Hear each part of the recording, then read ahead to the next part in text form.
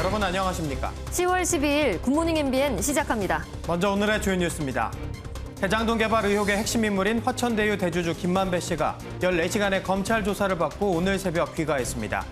검찰은 김 씨를 상대로 특혜와 정관계 로비 의혹 등을 추궁한 것으로 알려졌는데 김 씨는 전면 부인한 것으로 전해졌습니다. 더불어민주당 대선 경선 결과에서 이낙연 후보 측이 결선 투표를 요구하는 등 당 지도부와 내홍이 깊어지자 원팀 기조마저 흔들릴 수 있다는 우려가 커지고 있습니다. 국민의힘 첫 4자 토론에서는 이재명 후보를 한 목소리로 비판하면서도 윤석열 전 검찰총장을 집중 공격하는 등 후보 간 공세가 더욱 거칠어지고 있습니다. 오늘 발표될 코로나19 신규 확진자는 1,300명 안팎이 될 것으로 보이는 가운데 연휴가 끝난 이번 주 후반부가 재확산의 고비가 될 전망입니다. 백신 1차 접종자가 4천만 명을 돌파했고 오늘부턴 코로나 치료병원 종사자 4만 5천 명에 대한 추가 접종이 시작됩니다. 미국 제약사 머크가 코로나19 치료를 위해 개발한 알약 치료제에 대해 미 식품의약국 FDA에 긴급 사용 승인을 신청했습니다.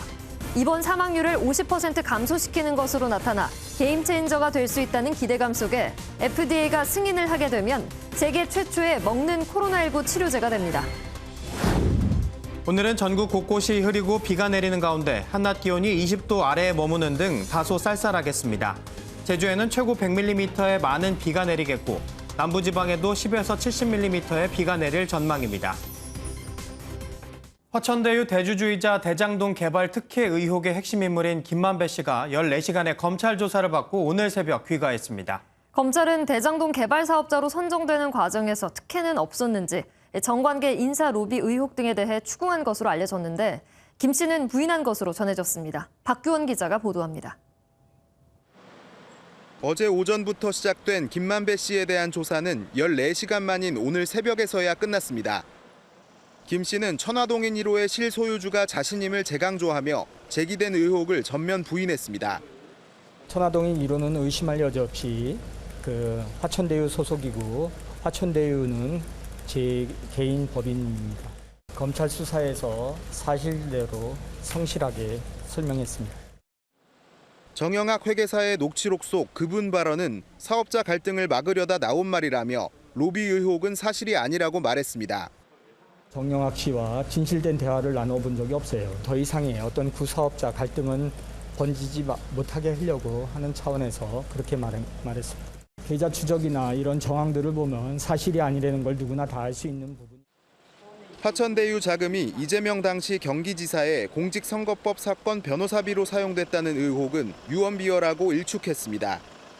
또 화천대유에서 빌린 473억 원은 초기 운영비나 운영 과정에서 빌린 돈을 갚는 데 사용했고 불법적으로 쓴 건 없다고 주장했습니다. 한편 검찰은 이날 구속된 유동규 전 성남도공 본부장도 불러 조사했는데 김 씨와의 대질 조사는 없었던 것으로 확인됐습니다. 김 씨가 대부분 혐의를 부인한 가운데 검찰은 조사 내용을 바탕으로 추가 소환 여부를 검토 중입니다. MBN 뉴스 박규원입니다. 더불어민주당 대선 후보로 선출된 이재명 경기지사는 국립현충원을 찾아 참배하는 등 공식 행보를 시작했습니다. 송영길 대표는 이낙연 후보 측의 이의 신청에 대해 사실상 수용 불가 입장을 확인했습니다. 심가현 기자입니다.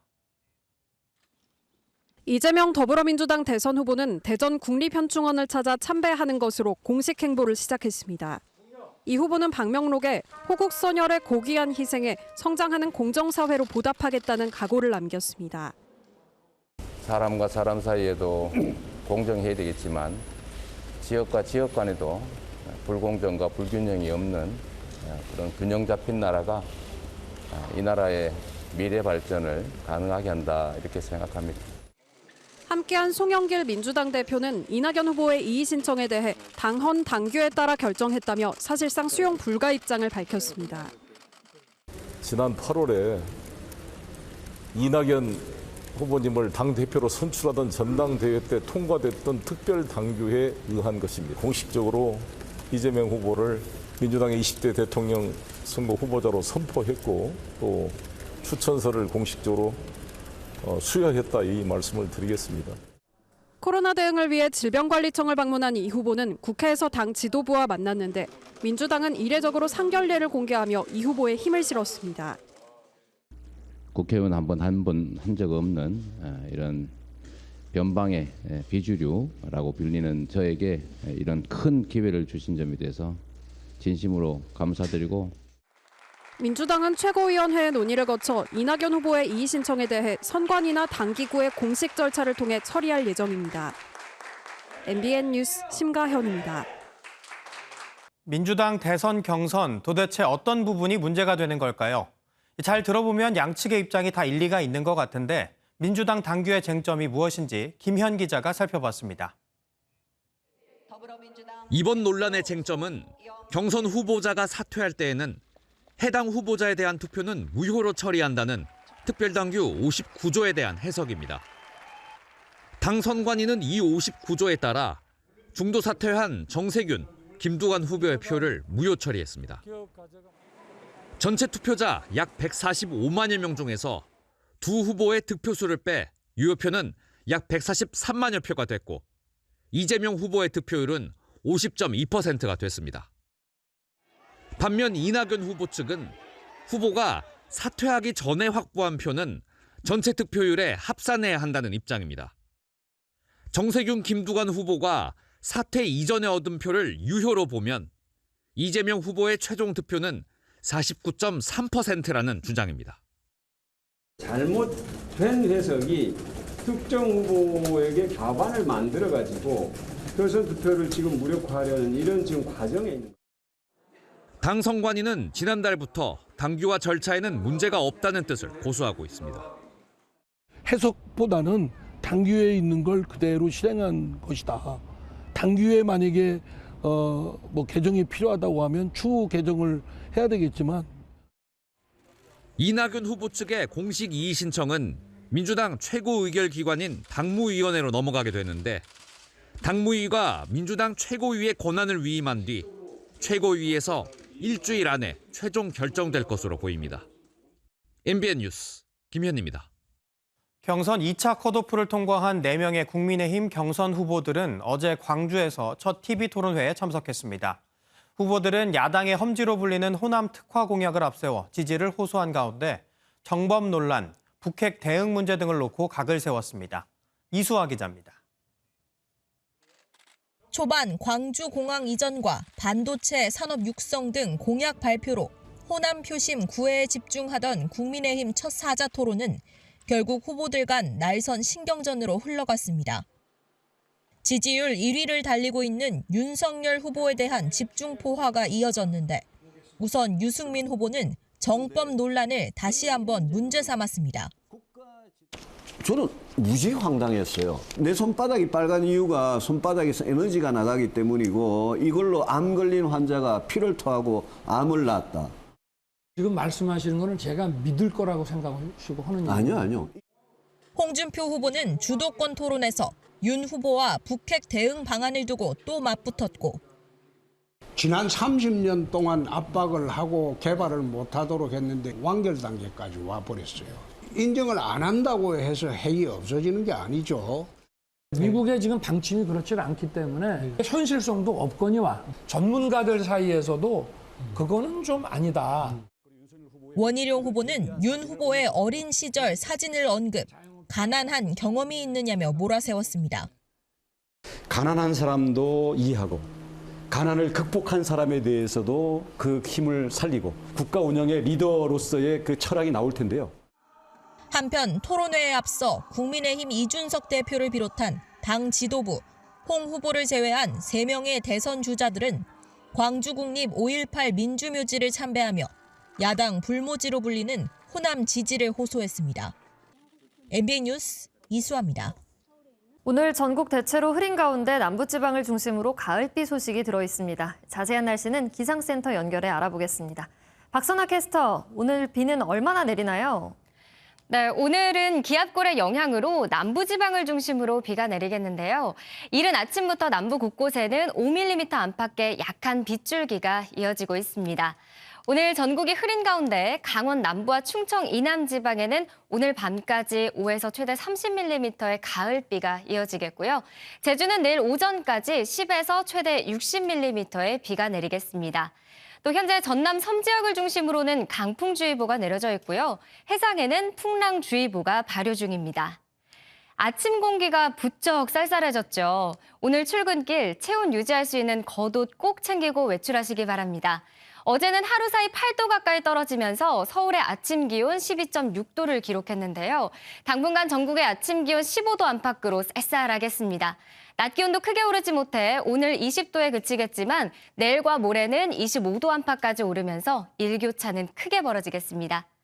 현재 기온은 서울이 16도, 광주 16.8도, 창원은 17.3도로 출발하고 있고요. 한낮에는 서울이 20도, 대전 18도, 대구 19도까지 오르겠습니다. 광주는 24도까지 오르겠네요. 날씨였습니다. 오늘 국내 코로나19 신규 확진자는 어제와 비슷한 1,300명 안팎이 될 것으로 보입니다. 백신 1차 접종자가 4천만 명을 돌파한 가운데 접종 완료 뒤 추가로 맞는 부스터샷 접종도 오늘 의료진을 대상으로 시작됩니다. 정주영 기자입니다. 어젯밤 9시까지 중간 집계된 코로나19 신규 확진자는 1,274명, 전날과 같습니다. 서울 강북구 어린이집에서 10명이 확진됐고 대구 중구클럽 12명, 부산 해운대구 목욕탕 7명 등 전국 곳곳에서 집단 감염이 이어지고 있습니다. 지역별로는 서울 480명, 경기 367명 등 수도권이 72.8%, 비수도권은 27.2%로 집계됐습니다. 나흘 연속 2,000명 아래를 기록하겠지만 확산세가 꺾였다고 볼 수는 없습니다. 한글날 연휴 검사 건수가 줄어든 영향으로 이번 주 후반 확진자는 다시 늘어날 것으로 보입니다. 연휴 이후에는 검사량이 증가하고 이동량도 증가하면서 다시 그 증가를 할 것으로 예상을 하고 있고 그 영향은 최소 일주일 정도로 보고 있고 코로나19 백신을 한 차례 이상 맞은 사람은 어제 4천만 명을 넘어섰습니다. 전체 인구 대비 77.9%로 2월 26일 접종이 시작된 이후 228일 만입니다. 이제는 사전 예약 없이 병원에 문의하면 당일 접종을 받을 수도 있습니다. 백신 접종 완료자에게 추가 접종을 하는 부스터샷은 오늘부터 시작됩니다. 전국 160개 코로나19 치료병원에서 근무하는 의료진 4만 5천여 명이 대상으로 화이자 백신을 맞습니다. MBN 뉴스 정주영입니다. 호주 시드니는 어제부터 코로나19 봉쇄령을 풀고 일상 회복을 시작했습니다. 성인 백신 접종 완료율 70%가 목전인 우리나라도 위드 코로나를 고민해야 할 텐데요. 우리보다 앞서 일상 회복에 나선 외국의 상황은 어떤지 전민석 기자가 알아봤습니다. 오랜만에 문을 연 술집에서 손님들이 시원한 맥주를 들이켜며 일상 회복의 기대감을 이야기합니다. And coming back to the point, it's just so delicious. I've been looking forward to that gulp for 108 days. 호주 최대 도시 시드니가 있는 뉴사우스웨일스주에선 지난 6월 이후 106일 만에 코로나19 봉쇄령이 해제됐습니다. 미용실과 음식점, 체육관과 쇼핑몰까지 일제히 영업을 재개했습니다. 16살 이상 성인 인구의 74%가 백신 접종을 완료한 덕입니다. We've invested significant amounts in our health system. We now need to learn to live alongside the virus. 아랍에미리트는 지난 6일부터 위드 코로나를 선언하고 엑스포를 열어 관광객을 유치하고 있습니다.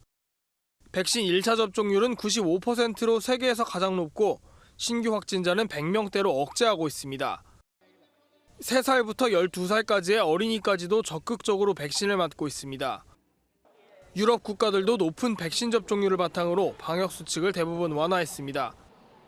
단 식당이나 미술관 등에 들어가려면 코로나19 면역 증서인 그린패스를 제시해야 합니다.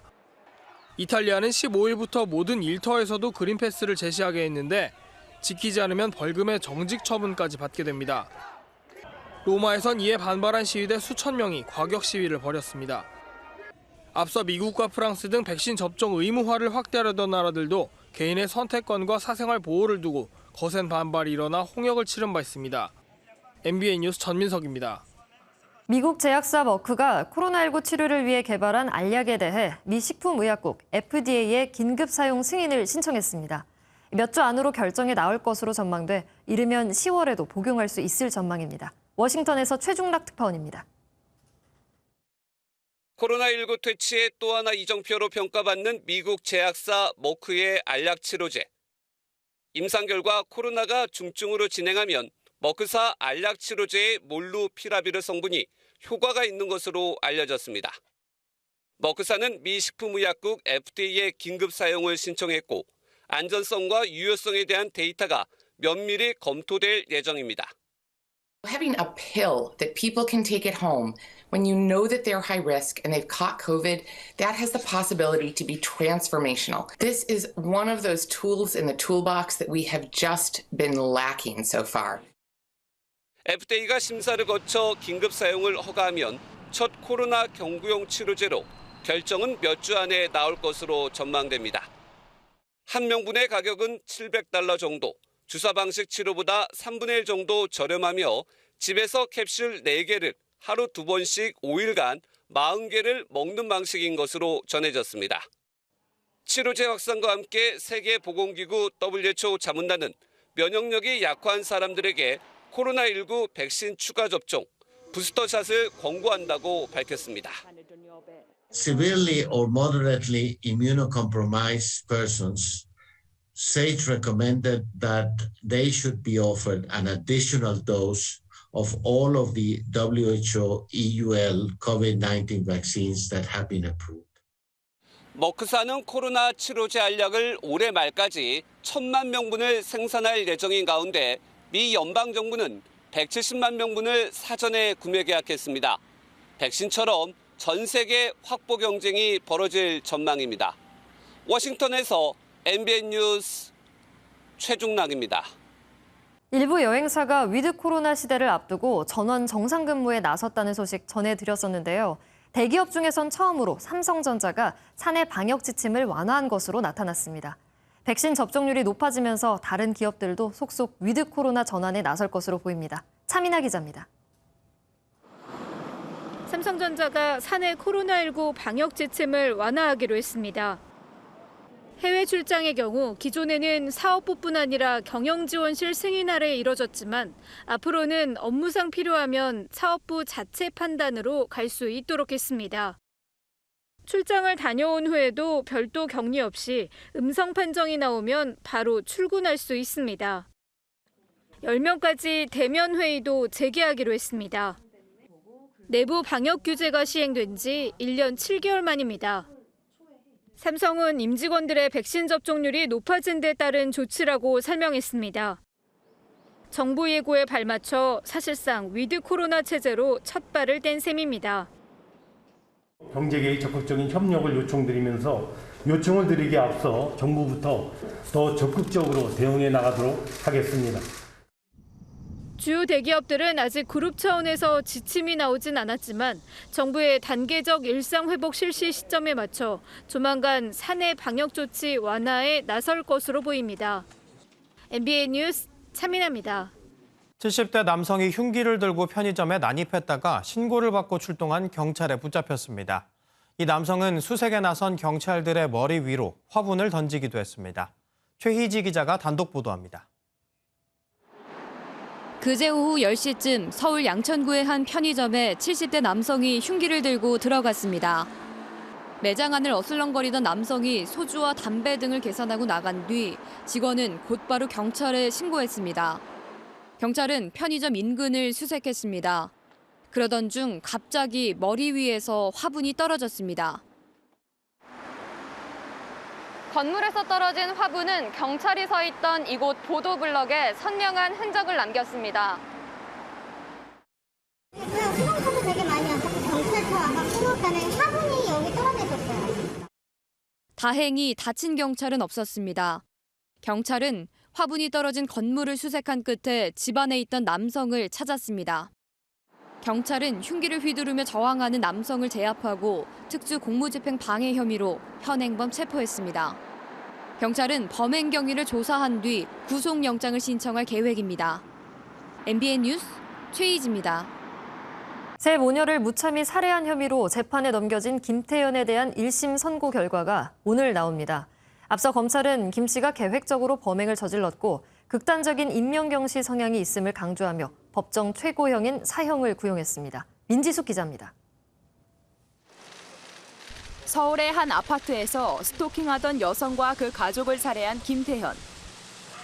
재판 6개월 만인 오늘 오전 김 씨에 대한 1심 선고 공판이 열립니다. 재판의 핵심은 김 씨가 피해자 여성의 가족 2명 역시 계획적으로 살해했는지 여부입니다. 김 씨 측은 줄곧 우발적인 살인을 주장해왔습니다. 연락을 거부하던 피해자를 살해하려 했을 뿐 그 가족까지 살해할 의도는 없었다는 겁니다. 범행 결의 단계에서 첫 번째, 두 번째 피해자에 대한 계획은 하지 않았다는 점.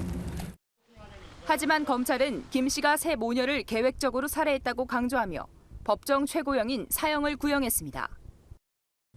피해 여성의 퇴근 시간보다 몇 시간 일찍 범행 장소를 찾은 점에서 이미 가족을 살해할 가능성을 염두에 뒀다고 봤습니다.